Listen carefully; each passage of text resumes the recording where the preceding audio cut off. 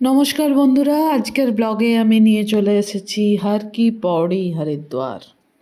হরিদ্বারের একটা খুবই সুন্দর জায়গা হর কি পৌড়ি। সেখানে গঙ্গার আরতি দেখতে আজকে আমরা চলে এসেছি সন্ধেবেলা। মোটামুটি 6টা থেকে স্টার্ট হয় আরতি। তার আগে দেশ বিদেশ থেকে যত রকমের টুরিস্ট সবাই এখানে আসতে থাকে, জমা হতে থাকে। আর নদীর একটা ঘাটে এক সাইডে আরতিটা হয়, আর আরেক সাইডে সিঁড়িতে তার উপরে পুরো মানুষ বসার জায়গা আছে, সেখানে বসে। 20 টাকা করে সেখানে একটা প্লাস্টিক বিক্রি করে অনেকেই, স্কোয়ার স্কোয়ার প্লাস্টিক ছোট ছোট, যেটা বিছিয়ে ফ্যামিলিকে নিয়ে সবাই বসতে পারে।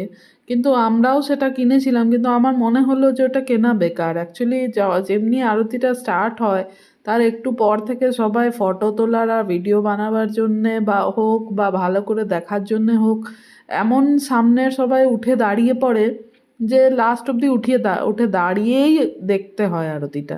তো দাঁড়িয়ে দেখাটাই বুদ্ধিমানী, বেকার বেকার 20 টাকা নষ্ট হয়।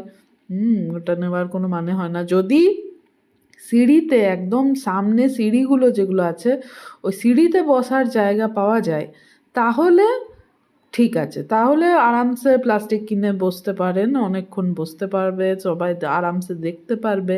আর যেখানে ঘাট আরতির জায়গাটা বানানো আছে, একদম ওর সামনেটাতে বসলেই কিন্তু ভালো। ও এই যে সিঁড়িগুলো দেখা যাচ্ছে না এইখানটাতে, এবারে এই সামনেটাতে কিন্তু ঘাট আরতির আসল জায়গাটা নয়, এটা ওই পুলটার ওই সাইডে, যে পুলটা দেখতে পাওয়া যাচ্ছে ওটার ওই সাইডে হচ্ছে আসল জায়গাটা। তো ওইটার অপোজিটে বসতে পারলে বা দাঁড়াতে পারলে আরতিটা দেখতে পাওয়া যায়।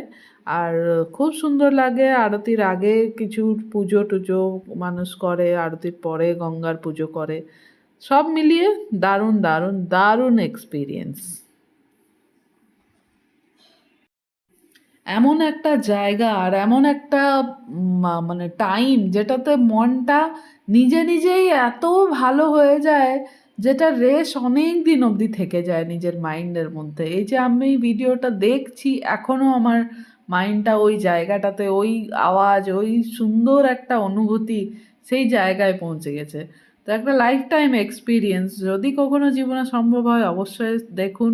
আর সঞ্জীবনীর সঙ্গে থাকবেন। Please like, comment, share, and subscribe Sanjeevni. Thank you.